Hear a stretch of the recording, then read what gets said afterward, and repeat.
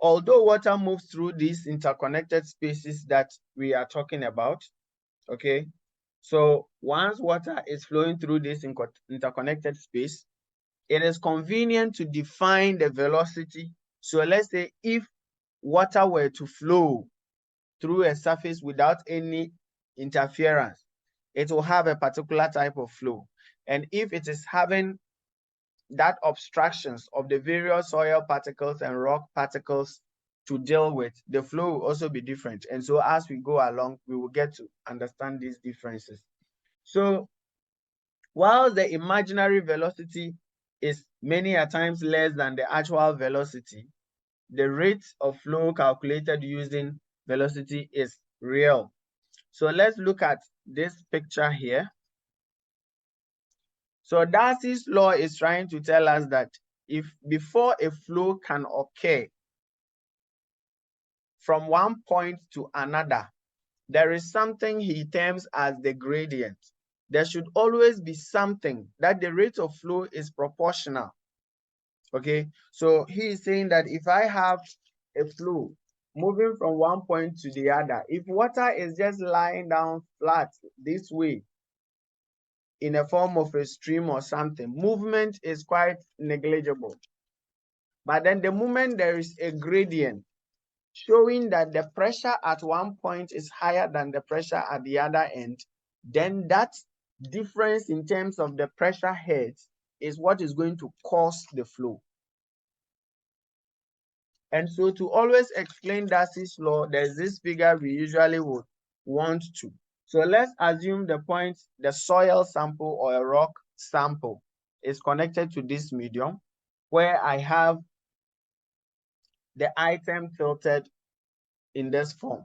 So the water is moving from a reservoir C, and then it will flow through the soil sample and be collected at a particular point. So we want to be able to tell the gradient and the distance of travel of the water through the soil medium. And so we need to understand this. So the first one we have here is what we term as the pressure head.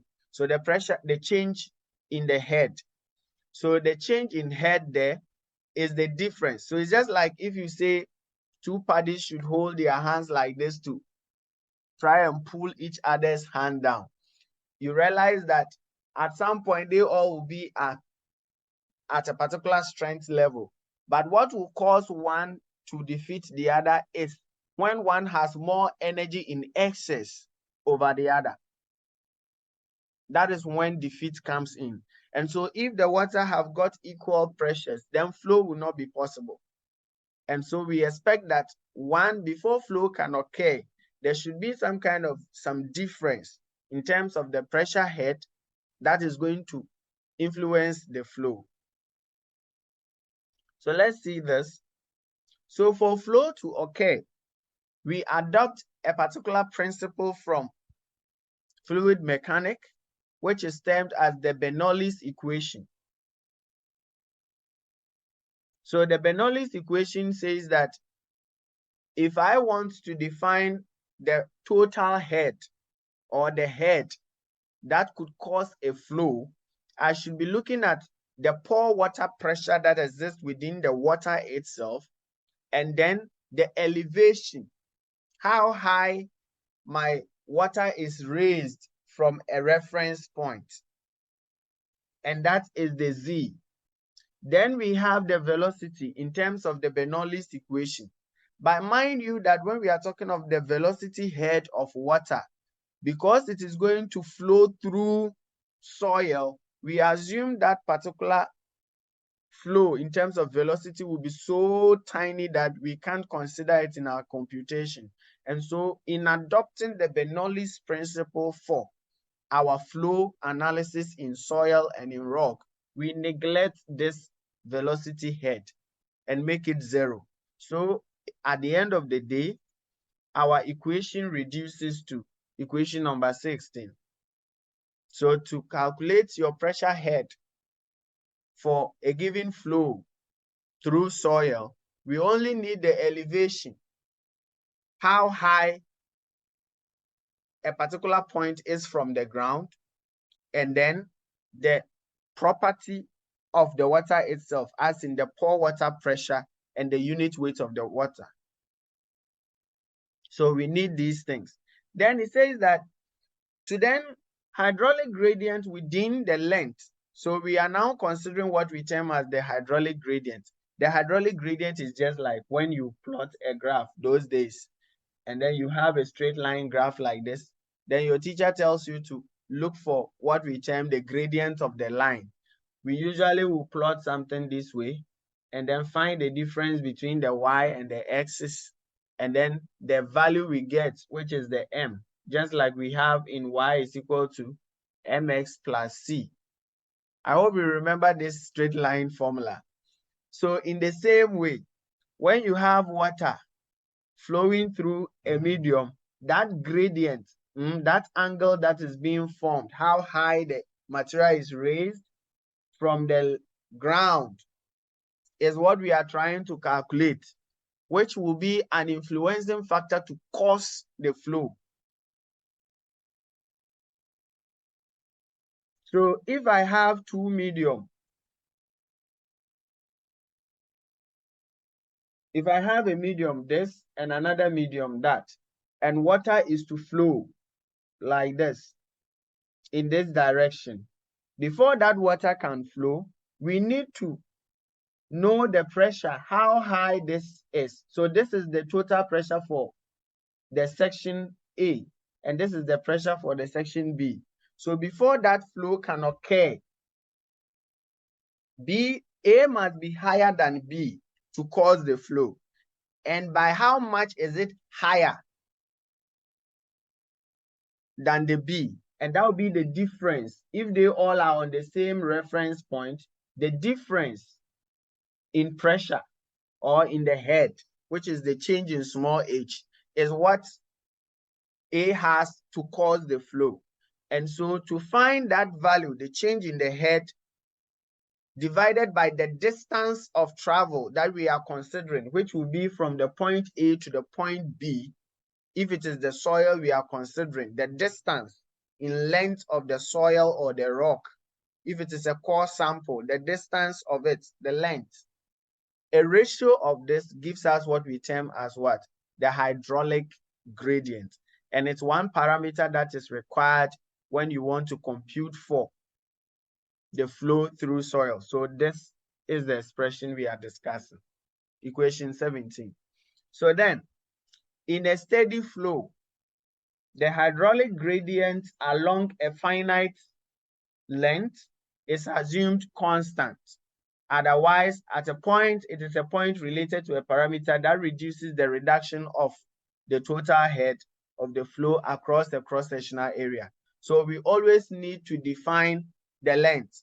Otherwise, at some point, you won't be able. So let's say if it is just that long, such that you can't define it, it is infinite. Then at the end of the day, you cannot determine the hydraulic gradient. So we always have a sample where you know the start point of the sample and the end point of the sample. Then you can define a length and use that to compute for.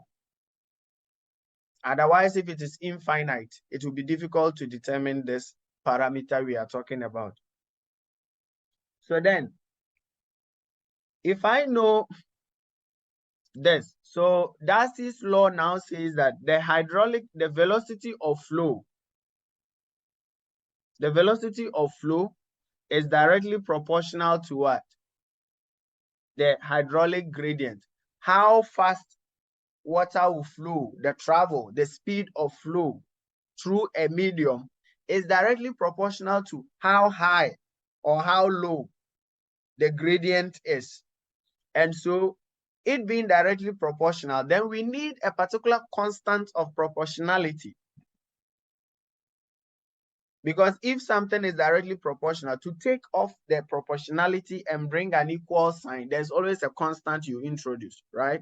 And so in introducing that constant, that is what we term as the coefficient of permeability or the hydraulic conductivity of that particular material. So this K here is the property of the material, which we can use to tell whether it will allow more flow or less flow. So if it is higher in terms of value, the K, then it means that particular material will allow flow of water more. The frequency of flow will be higher.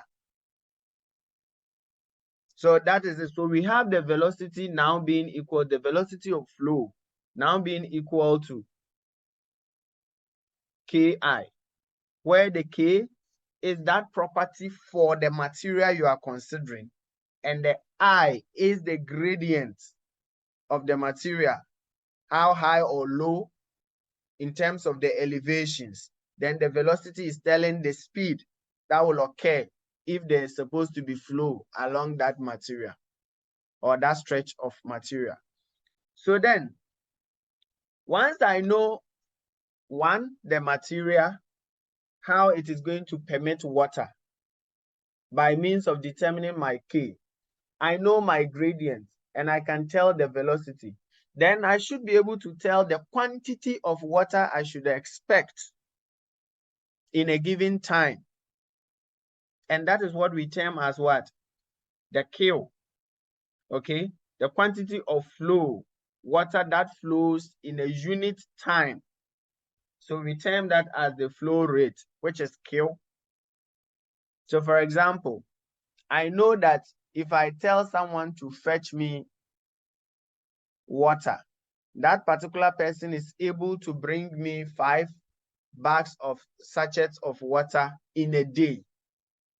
So if I want to know the rate of flow, I want to be able to sit down and adjust that. If I give that person 30 days, how many bags of water should I expect?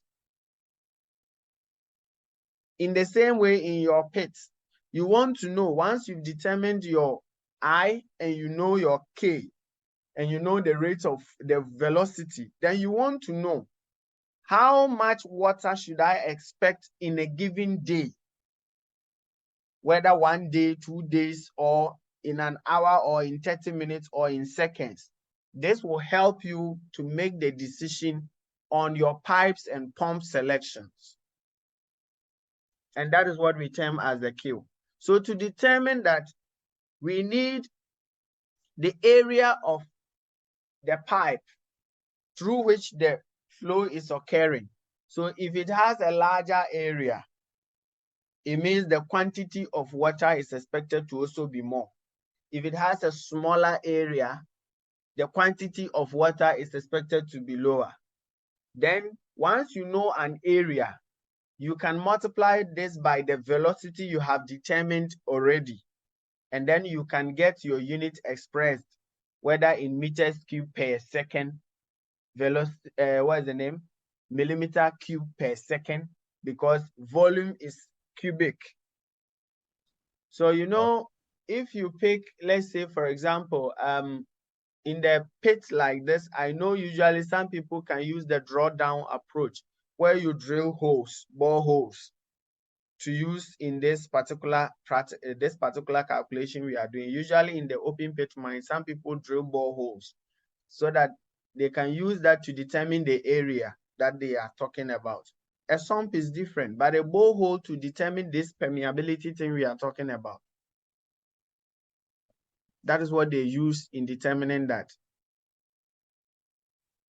Okay, or you are using a particular medium, you just fetch a sample of the soil, maybe it's a drill core like we discussed yesterday, and you are subjecting it to the test in the lab to see, once it is a drill core, it has a defined area, dimensions in terms of diameter and length, and that is what will help you to determine this area we are talking about.